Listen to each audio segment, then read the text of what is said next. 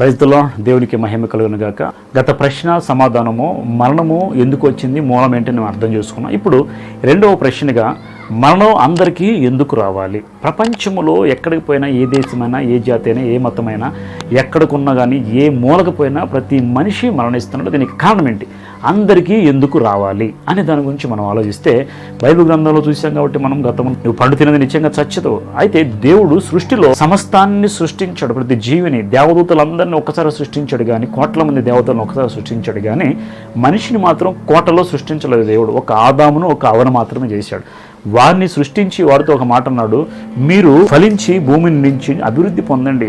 1వ అధ్యాయం ఆదికాండం 1వ అధ్యాయము 28వ వచనము 27-28 చదివినట్టయితే, దేవుడు తన స్వరూపమందు నరుని సృజించెను, దేవుని స్వరూపమందు వారిని సృజించెను, స్త్రీనిగాను పురుషునిగాను వారిని సృజించెను. దేవుడు వారిని ఆస్వాదించిన ఎట్లనగా మీరు ఫలించి అభివృద్ధి పొంది విస్తరించి భూమిని నించి దానిని లోపరుచుకునండి.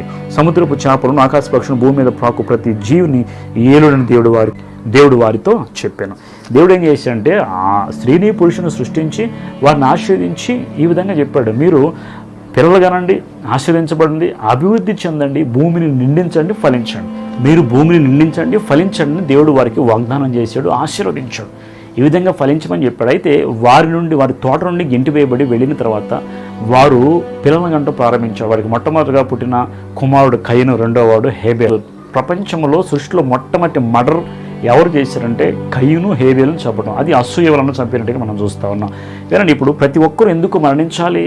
ఇక్కడ బైబిల్ గ్రంథం నుంచి మనం ఆలోచించినట్లయితే దేవుడు జీవించడానికి జీవవాయువుని ఇచ్చాడు, స్త్రీని పురుషుని చేశాడు, వారి ద్వారా బిడ్డలు పుట్టించమని అవకాశం ఇచ్చాడు. అంటే సృష్టి మొత్తంలో మొదటిగా ఆదాము హవ్వ తప్ప వేరేటువంటి మనిషి ఎవరు లేరు. ఎవరైనా మనుషులు వచ్చారు, పుట్టారు అంటే దానికి కారణము అవ్వ, ఆదాము.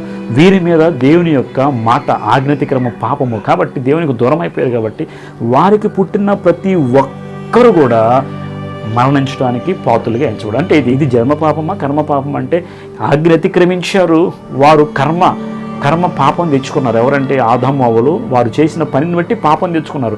వారిని బట్టి పుట్టే ప్రతి ఒక్కరూ జన్మతః పాపులుగా మార్చబడ్డారు. అంటే కర్మ అంటే చేసిన క్రియను బట్టి వాళ్ళు తప్పు తెచ్చుకుంటే మన ముందున్న వారు మనుషులందరూ కూడా ఆ జన్మ పాపం అనగా పుట్టుకతోనే పాపములో పుట్టారు. అది ఆజ్ఞాతిక్రమించి వారికి పుట్టారు కాబట్టి, అవ్వాదానికి పుట్టినటువంటి సంతానం కాబట్టి వారి ద్వారా వచ్చిన జనాంగం అంతా కూడా వారి మీద ఉన్న శాపానికి పాత్రులుగా ఎంచబడ్డారు. కాబట్టి ప్రపంచంలో ఎక్కడ చూసినా, ఏ మూలకి వెళ్ళిపోయినా మనిషి అనేవాడు మరణించడానికి కారణం ఏంటంటే వీరందరూ అవ్వ, ఆదాము సంతానం అని ఖచ్చితంగా మనం నేర్చుకోవచ్చు. ఎందుకంటే వేరే సృష్టి లేదు, వేరే సంతానం, మరణం వారికి వచ్చింది కాబట్టి వీరికి కూడా వస్తాం. కాబట్టి మనందరికీ జీవం గల ప్రతి వారికి తల్లి అవ్వ. బైబిల్ గ్రంథంలో అదే రాదు. అవ్వ జీవము గల ప్రతిదానికి తల్లి ఎవరంటే హవ్వ అని బైబిల్ గ్రంథంలో రాయబడింది. 21వ వచనంలో, అయలనగా ఆమె జీవము గల ప్రతివానికి తల్లి, జీవించే ప్రతి వారికి తల్లిగా ఎవరున్నారంటే హవ్వ. వారి పాపము వారి బిడ్డల మీద ప్రతి ఒక్కరికి కూడా శాపంగా మార్చబడుతూ వస్తూ ఉంది. ఆదికాండము 3వ అధ్యాయము 16వ వచనములో, ఆయన స్త్రీతో, నీ ప్రయాసము నీ గర్భవేదన మిక్కిలి హెచ్చించేదను, వేదనతో పిల్లలు కందువు, నీ భర్తలా నీకు వాంఛ కలుగు. చూడండి, వేదనతో పిల్లలను కంటావు. ఈరోజు అనేక మంది డెలివరీ టైంలో వేదన పడుతూ, నొప్పులు పడుతూ బాధపడుతున్న కారణం ఇది శాపము. వేదనతో నీవు పిల్లలు కంటావు, వేదనతో పిల్లల కంటే బైబిల్ గ్రంథంలో ముందుగానే రాయబడి. అంటే వారికి పుట్టిన సంతానమే ప్రపంచం అంతా విస్తరించారు. కాబట్టి వారికి వచ్చిన మరణాన్ని వీరు కూడా జన్మతః తెచ్చుకుంటూ ప్రతి ఒక్కరు మరణిస్తున్నట్టుగా బైబిల్ గ్రంథం చెప్తుంది. వేరే గ్రంథాలు ఎలాగ ఉన్నాయో కానీ బైబిల్ గ్రంథంలో ఉన్న ఆ లెక్క మాత్రం అవ్వ, ఆదాము పుట్టిన ప్రతి ఒక్కరు కూడా మరణించాల్సింది. బైబిల్ గ్రంథంలో 1 కొరింథీ 15వ అధ్యాయము 20వ వచనంలో ఈ విధంగా రాయబడింది, ఇప్పుడైతే నిద్రించిన వారిలో ప్రథమ ఫలముగా క్రీస్తు మృతుల్లోంచి లేపబడి ఉన్నాడు. మనుషుని ద్వారా మరణం వచ్చిన కనుక మనుషుని ద్వారానే మృతుల పునరుద్ధానము కలిగిన. ఆదామునందు అందరూ ఎలాగ మృతి పొందుచున్నారు అలాగ క్రీస్తున్న అందరూ బ్రతికింపబడుదురు. చూడండి, బైబిల్ వాక్యంలో ఆదాము నుండి అందరూ మృతి పొందుతున్నారు. బైబిల్ క్లియర్గా చెప్తుంది. మరణము ఎక్కడ నుండి వచ్చిందంటే ఆదాము అవ్వ నుండి వచ్చింది. వారి ద్వారానే అందరూ మృతి పొందుతూ ఉన్నారు.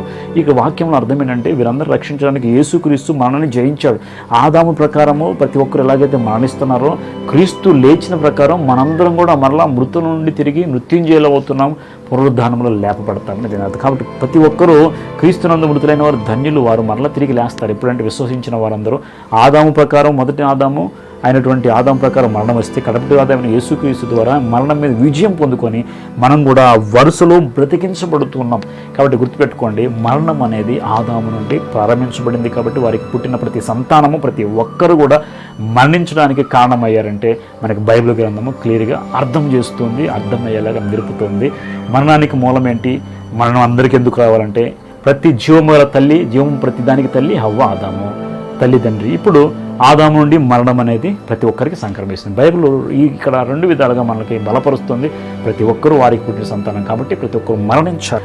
అదేవిధంగా రోమిలకు రాసిన పత్రిక 5వ అధ్యాయం 12వ వచనంలో ఈ విధంగా రాయబడింది, ఇటువంటి ఒక మనుషుని ద్వారా పాపము ద్వారా మరణము లోకములు ఎలాగూ ఒక మనుషుని ద్వారా పాపము జరిగింది, ఆ పాపం వలన మరణము లోకములు ఎలాగూ ప్రవేశించనో అలాగనే మనుషులందరూ పాపము చేసినందున మరణం అందరికీ సంప్రాప్తమాయను. మరణం అందరికీ సంప్రాప్తమైంది. కారణము ఒక మనుషుడి ద్వారా మరణం ఈ లోకానికి వచ్చింది. ఆ మనుషుడే ఆదాము, తన భార్య అయిన హవ్వ. వీరి పాపం వల్ల వారికి పుట్టిన ప్రతి ఒక్కరు కూడా ఈరోజు మరణిస్తారు. కాబట్టి ఒక మనుష్యుడైనటువంటి ఆదాము వలనే మరణం అనేది లోకంలో ప్రాప్తించింది. వారి వరుసను బట్టి ప్రతి ఒక్కరికి మరణం వస్తుంది. ఏ జాతి అయినా, ఏ కులమైనా, ఏ మతమైనా, ఏ దేశమైనా, ఏ భాష అయినా, ఏ రాష్ట్రమైనా, ఏ ఊరైనా ప్రతి ఒక్కరు మరణించిన కారణం వీరందరూ కూడా వీరి సంతానమే. చెదిరిపోయారు. వారి యొక్క సిద్ధాంతాలు, వారి ట్రెడిషన్స్ మారిపోయి ఉండొచ్చు, కానీ జీవం గల ప్రతిదానికి మూలమైనటువంటి తల్లి హవ్వ, ఆదాము. కాబట్టి వారిని వచ్చిన ప్రతి ఒక్కరు మరణిస్తూ ఉన్నారు. ఆదికాండం 3వ అధ్యాయం 19వ వచనంలో విధంగా రాయబడింది, నీవు నేలకు తిరిగి చేరు వరకు నీ ముఖము చెమట కాచి ఆహారము తిందు, ఏలనగా నేల నుండి తీయబడితే కనుక నీవు మన్నే కనుక తిరిగి మన్నైపోదు. నేల నుండి చేరే వరకు నువ్వు కష్టపడాలి. నువ్వు మన్ను నుండి చేయబడ్డావు కాబట్టి మన్నైపోతావు.